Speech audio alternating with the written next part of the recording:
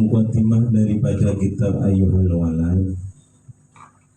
Tercipta niki sebabipun nopo setunggalipun muridipun Imam Ghazali yang lama sampun tumut khidmah datang Imam Ghazali. Jadi setunggal murid niku khidmah dangu ikut datang Imam Ghazali. Yang pun mempelajari beberapa ilmu, sudah banyak daripada ilmu yang dipelajari di pondoknya Imam Ghazali. Tetapi hatinya ini masih gundah, hatinya ini masih tidak tenang, sehingga dia tuh memberanikan diri menulis daripada surat risalah kepada gurunya, minta kepada gurunya supaya dituliskan suatu kitab atau surat yang mana surat itu bisa selalu dibawa dan diamalkannya.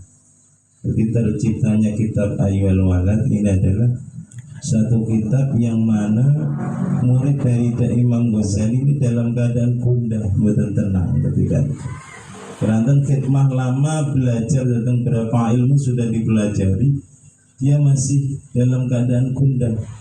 Ilmu mana yang bisa manfaati ketika nanti saya di dalam kubur saya? Ilmu yang mana bisa manfaati nanti ketika saya pulang di hadirat Allah Subhanahu wa Ta'ala? Ini yang menjadi pikiran, yang menjadi pikiran daripada muridnya Imam Ghazali, sehingga memberanikan diri dia menulis suatu surat supaya gurunya Imam Ghazali ini mau menuliskan suatu risalah, suatu surat yang mana surat itu fi raqatin takunu ma'i mudatan hayati, bisa dibawa kemana-mana dia ketika dia dalam keadaan hidupnya, wa amalu biya fi mudata umri, dan bisa diamalkan ketika dalam keadaan sisa-sisa umurnya. Fakata basyadi risalah, sehingga gurunya Imam Ghazali tadi menjawab atau menulis daripada permintaan santrinya tersebut. Nah inilah terjadinya daripada karangan kitab Ayyuhal Walad, sebab daripada jawabannya Imam Ghazali kepada muridnya. Karena lama daripada murid ini dia pun khidmah datang guru nanipun datang Imam Ghazali, maka khidmah datang guru ini termasuk menjadikan miftahul barokah, sebab daripada barokahnya ilmu ini diantaranya adalah khidmah datang guru, khidmah datang guru niku. Iklam Ayyuhal Walad, keranten apa? Keranten banyak daripada ilmu yang diambil atau yang dipelajari, sehingga ilmu itu tidak ada manfaat dan barokahnya. Maka yang diminta supaya ilmu ditulis atau dituliskan kepada gurunya itu bisa benar-benar iso manfaati baik di dunia maupun di akhirat. Keranten nopo, keranten dipun Kanjeng Nabi, Allahumma a'udzubika min ilmin la yanfa. Ya Allah, saya berlindung daripada ilmu yang tidak ada manfaatnya. Lama kita belajar, lama kita mengaji, ketika ilmu itu tidak ada manfaatnya, berarti tidak ada gunanya baik di dunia maupun di akhirat. Maka intinya kita di dalam belajar, di dalam mengaji, di dalam majlis ta'lim, minta kepada Allah supaya diberi ilmu, diberi foto tentang ilmu yang manfaat dan barokah baik di dunia maupun di akhirat. Apa artinya ketika ilmu itu banyak sehingga ngebaki kepala kita, tetapi kalau tidak ada manfaatnya, tidak ada barokahnya, la yanfa, tidak ada gunanya baik di dunia maupun di akhirat. Itu inti daripada kitab tersebut tercipta. Agak lama ini mukaddimahnya.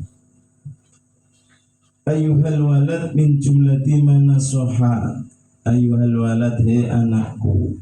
Jadi Imam Ghazali ini ketika menyebut kepada muridnya itu dengan kata-kata ayyuhal walad. Karena apa? Kedekatan gurunya kepada muridnya sangat dekatnya, sehingga murid ini dianggap sebagai anaknya sendiri.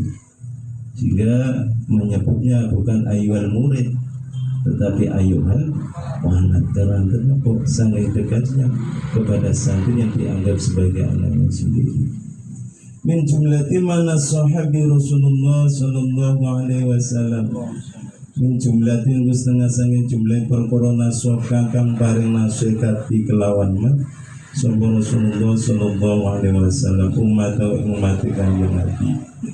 Qauluhu utawi dawe kanjeng Nabi alaihi salatu wasallam, alamatu iradillahi ta'ala alamate mengone rahmati Gusti Allah anil abdi ngatasi kawulane iku istaghaluhu ketungkul syafaat di makelanan barang layak nih kang ora manfaati apa mahuring abd. Ini adalah pertama daripada wasiatipun Imam Ghazali kepada santrinya. Ayuhal walad, he anakku, banyak daripada apa yang disampaikan oleh Rasulullah SAW menjadi suatu nasihat. Kerana sumber daripada nasihat adalah Al-Quran dan hadis.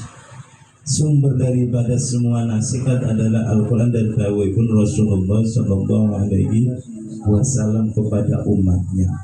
Di antaranya ialah Rasulullah menyampaikan satu hadis, alamatu iradillahi ta'ala, alamatnya orang yang jauh atau tidak dipandang oleh Rasulullah, ya alamatu iradillahi ta'ala anil abdi, alamatnya bahwa Allah itu tidak memandang kepada hambanya, alamatnya bahwa Allah itu jauh kepada hambanya, kepada umat ini, dan istighalu bima la ya'nihi, Allah itu menyibukkan hambanya kepada sesuatu yang tidak ada manfaatnya.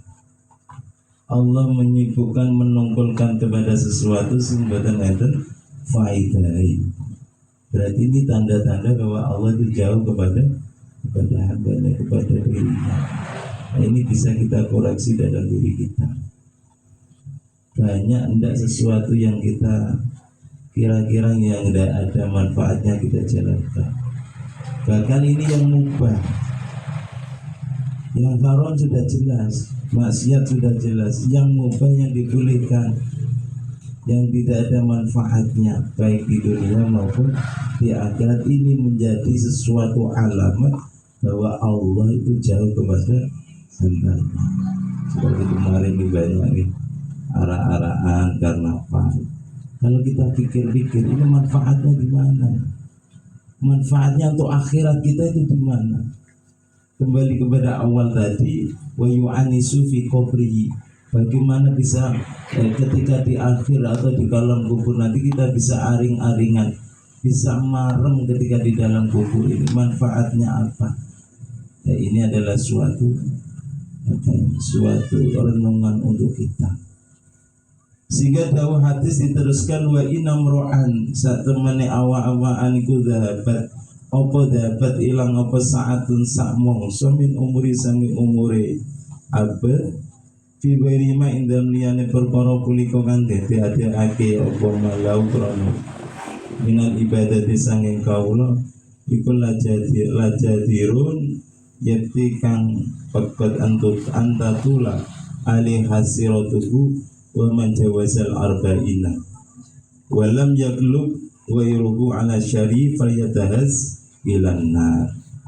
Sehingga hadisipun Kanjeng Nabi ini diterusaken dipun Kanjeng Nabi, ketika seseorang itu hilang daripada waktunya sesaat yang tidak ada manfaatnya, di dalam umurnya itu ada sesuatu 1 jam atau beberapa waktu yang tidak ada manfaatnya, kita ketika dia lakukan sesuatu yang betul-betul faedah, tidak ada manfaatnya di akhiratnya, maka la jadirun antatul ali hasiratu, dia nanti di akhirat itu akan nelongso yang sangat panjang sekali. Mulai besok tengah akhirat itu ono dino sing diarani dino dalam keadaan merasa menyesal, semuanya akan menyesal.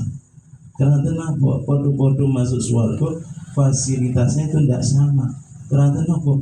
Menggunakan waktunya ketika di dunia ini betul sama.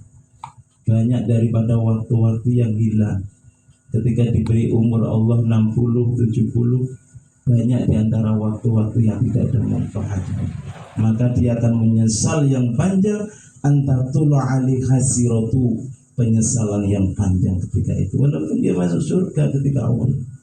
Tetapi fasilitas di dalam surga tidak sama kepada orang-orang yang menggunakan waktunya di akhir, di dunia ini, akan mendapatkan kelebihan VIP di sisi Allah Subhanahu wa ta'ala.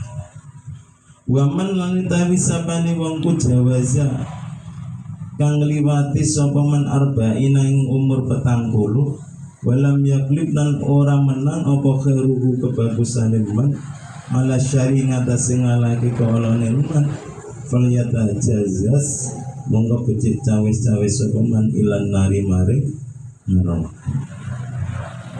Siapa orang yang sudah umur 40 lebih, nah ini adalah suatu ukuran untuk kita. Siapa orang yang sudah umur 40 ini lebih, walam yabli garud, bahwa sesuatu kebaikan itu tidak mengalahkan daripada sesuatu kejelekannya.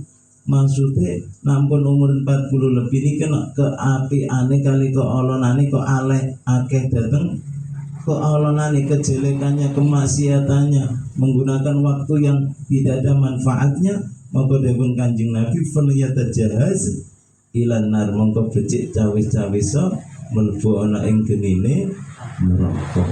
Jadi ini adalah suatu pedoman patokan apa yang telah disampaikan oleh Rasulullah Shallallahu Alaihi Wasallam. Nampun dikai umur 40 bahkan lebih 40 ini kok kebaikannya tidak luwe akeh daripada kejelekannya, maka ingatlah falyatajahaz ilan nar, mongko becik cawe-cawe so siapkan dirimu untuk masuk ke api nerakanya Allah Subhanahu wa ta'ala. Alhamdulillah, sedikit mudah-mudahan manfaat barokah dirahmatkan Nabi Muhammad bila syaratul mustaqim. Wassalamualaikum warahmatullahi wabarakatuh. Waalaikumsalam.